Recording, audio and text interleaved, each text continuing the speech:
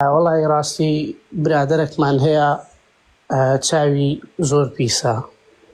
بە چێ زانیوە؟ وەڵی جا مامۆستا هەرچی دەستی لێدا و هەرچی بیڵێ ئەو شتەی دەکا. هەناسە؟ ئارە وەڵا ماشەڵڵا لێوێ. باش.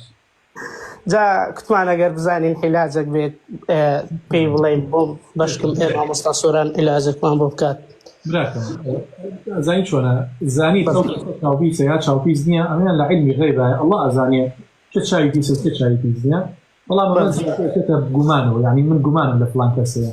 تۆ عادە بیکە عادەت قوربانیان. پێغەمبەر فەرمێ صلی الله عليه وسلم هەر لە دوای نوێژی بەیانی سێ جا قل هو الله احد بخوێنێ، سێ جا قل هو الله احد بخوێنێ، سێ جا قل اعوذ برب الفلق بخوێنێ، سێ جا قل اعوذ برب الناس بخوێنێ و لە دوای نوێژی مەغریبش بە هەمان شێوە ئەو سێ قولە بخوێنێتەوە سێ ئەفەرمێ هیچ شتێک زەرەری لێ نادا، یعنی هیچ چاوپیس و حەسوودێک زەرەر لە ئینسانە نادا.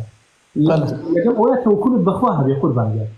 ئێمە ئەزانین ئەنەما ئەصابەک لەم یەکن لیوخطئک و ئەنەما ئەخطأک لەم یەکن لیوصیبک.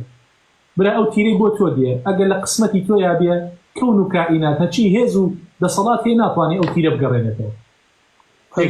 ئەگەر لە ناوچەوانی تۆش نەدرا بێت دنیا هەستێ بێ ئەو تیرە ڕاستەوە تا بڵێ بێ ئەبێ لە ناوچەوانی ئەم برایەبا نادا نییە.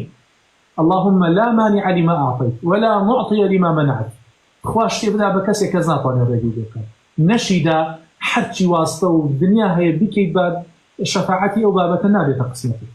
وی برام تەوەکوڵتان بەخوا هەبێت لە چاوپیس و حەسود و ئەمانە مەترسن. خوا گەورە ئەفەرمێ وخافوني إن كنتم مؤمنين فلا تخافوهم وخافوني إن كنتم مؤمنين.